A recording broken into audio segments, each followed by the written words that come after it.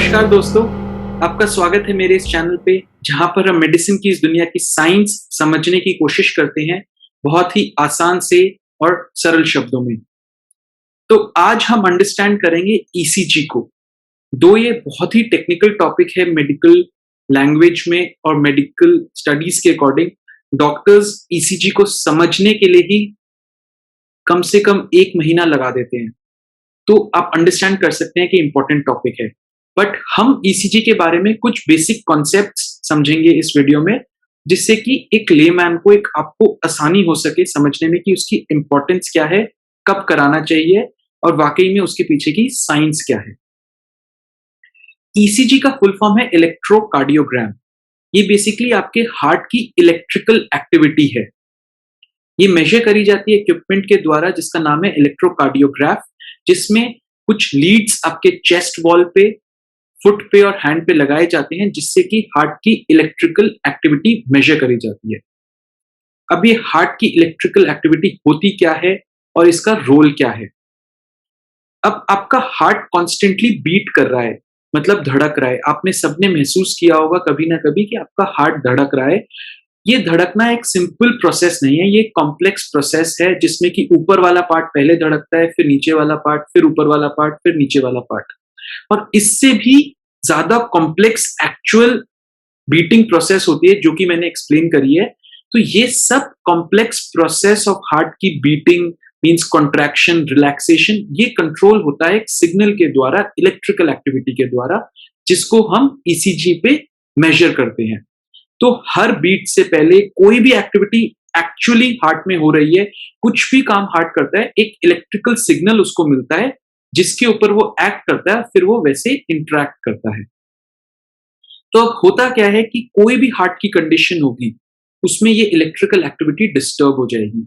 जैसे कि होता क्या है कि अगर हार्ट को ब्लड सप्लाई नहीं मिल रहा और कुछ एरिया ऑफ हार्ट डैमेज हो गया, या फिर कुछ एरिया ऑफ हार्ट डैमेज होके कोई प्रॉब्लम नहीं हुई पेशेंट को, लेकिन वो डैमेज पड़ा हुआ है, या फिर हार्ट में इंफेक्शन हो गया, इन्फ्लेमेशन हो गया, हार्ट का साइज बड़ा हो गया, हाइपरट्रोफी हो गई, कोई भी हार्ट की कंडीशन होगी, उसमें ये इलेक्ट्रिकल एक्टिविटी डिस्टर्ब पाई जाएगी। ईसीजी में कुछ ना कुछ डिस्टर्बेंसेस मिल सकते हैं। अरिथमियाज होते हैं जिसमें कि हार्ट बस पंप कर रहा है, कुछ इफेक्टिव पंपिंग नहीं हो रही है।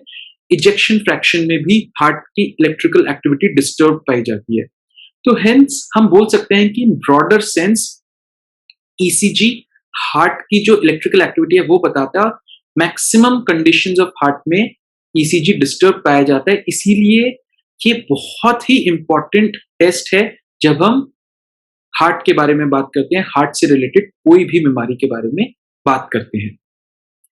तो अब आप ईसीजी कब करा सकते हैं और क्या आप ईसीजी खुद को एडवाइस कर सकते हैं कि हाँ अब ईसीजी कराना है, किसी को एडवाइस कर सकते हैं? हाँ, इसके कुछ सिंपल रूल्स हैं। तो अगर आपको चेस्ट में पेन हो रहा है, बहुत एक्यूटली लेफ्ट साइडेड हो रहा है, या सेंटर में चेस्ट में एक्यूट पेन हो रहा है, ब्रेथलेसनेस हो रही है, या फिर बहुत स्टैबिंग पेन हो रहा है चेस्ट में, तो without even knowing the diagnosis, उसका डायग्नोसिस कुछ भी हो सकता है, किसी भी कारणवश हो सकता है। लेकिन अगर आप उस केस में ईसीजी करा लेते हैं तो कोई हार्म नहीं है, क्योंकि ईसीजी बिल्कुल ही हार्मलेस प्रोसीजर है। इसमें कोई भी इन्वेजिव एक्टिविटी नहीं होती है, आपको कोई चोट नहीं पहुंचेगी, कुछ कुछ नहीं करना है, और आफ्टर ईसीजी भी कोई प्रॉब्लम नहीं होती है।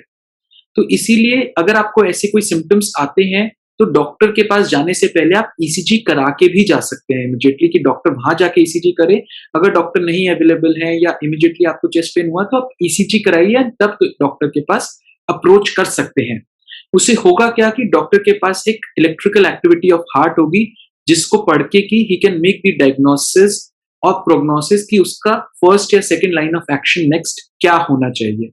क्योंकि ईसीजी बहुत कुछ बताता है, क्या उसको डॉक्टर को और टेस्ट कराने की जरूरत है, या फिर जो हुआ है उसके बेसिस पे कोई वो ट्रीटमेंट स्टार्ट कर सकते हैं, या कोई इमरजेंसी तो नहीं है, या फिर कोई एक्सपेक्टेड इमरजेंसी, एक्सपेक्टेड प्रॉब्लम तो नहीं है इस इलेक्ट्रिकल एक्टिविटी ऑफ हार्ट पे। तो ईसीजी बहुत ही इंपॉर्टेंट कैरेक्टरिस्टिक टेस्ट है हार्ट के लिए। अब होता क्या है कि आजकल ईसीजी 2 फिंगर्स पे भी, टेक्नोलॉजी का जमाना है, टेक्नोलॉजी चेंज हो रही है, टेक्नोलॉजी हर चीज को बहुत कॉम्पैक्ट बना रही है, तो उसमें ईसीजी 2 फिंगर ईसीजी भी आ चुका है, जिसमें कि 2 फिंगर्स रख के आप ईसीजी मेजर कर सकते हैं। दो बहुत सारी स्टडीज ने पाया है कि ये इफेक्टिव है, but more or less as per medical science, this is still not a 100% best ECG test. ECG test जो बेस्ट होता है वो कन्वेंशनल होता है, जिसमें कि 5-6 लीड्स आपके चेस्ट पे लगाए जाएंगे और कुछ लीड्स आपके पैर पे और हाथ पे लगाए जाएंगे. This is the best gold standard test of ECG, जिसमें कि maximum electrical activity of heart का कवरेज होता है.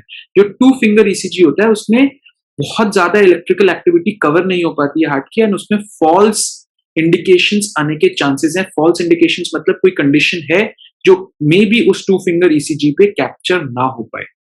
तो always trust the conventional method of ECG as long as बहुत ही वैलिडेटेड कोई प्रोसीजर्स आ जाते हैं. Conventional method of ECG test is best, and ये आप घर पे भी करा सकते हैं, हॉस्पिटल पे भी करा सकते हैं और कोई छोटे नर्सिंग होम में भी करा सकते हैं.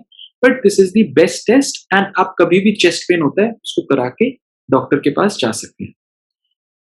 तो फ्रेंड्स, आई होप आपको ये ECG के बारे में बहुत शॉर्ट इन्फॉर्मेशन थी, लेकिन ये समझ आई होगी, क्योंकि हमने ये नहीं डिस्कस किया कि ECG को पढ़ते कैसे हैं, क्योंकि ये काम हम एक्सपर्ट्स को और डॉक्टर्स के ऊपर ही छोड़ देते हैं. क्योंकि ये, जैसा कि मैंने बताया, 1 महीना डॉक्टर्स इसको सिर्फ समझने में लगाते हैं.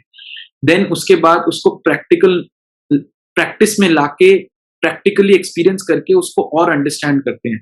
ये सब हमारा रोल नहीं है. एज पेशेंट्स आपका रोल नहीं है, एज लेमैन आपका रोल ये नहीं है. आपका रोल ये है कि आपको ये समझना है ECG होता क्या है, उसके पीछे की साइंस क्या है, और कब आपको ECG कराना चाहिए और उसकी इंपॉर्टेंस क्या है. तो फ्रेंड्स, आई होप आपको मेरा ये वीडियो पसंद आया होगा और इन्फॉर्मेटिव रहा होगा. 2 बहुत शॉर्ट इन्फॉर्मेशन थी. अगर पसंद आया तो प्लीज इसको लाइक करिएगा, शेयर करिएगा, सब्सक्राइब करिएगा और मेरे अगले वीडियो का जरूर इंतजार करिएगा. थैंक यू एंड धन्यवाद.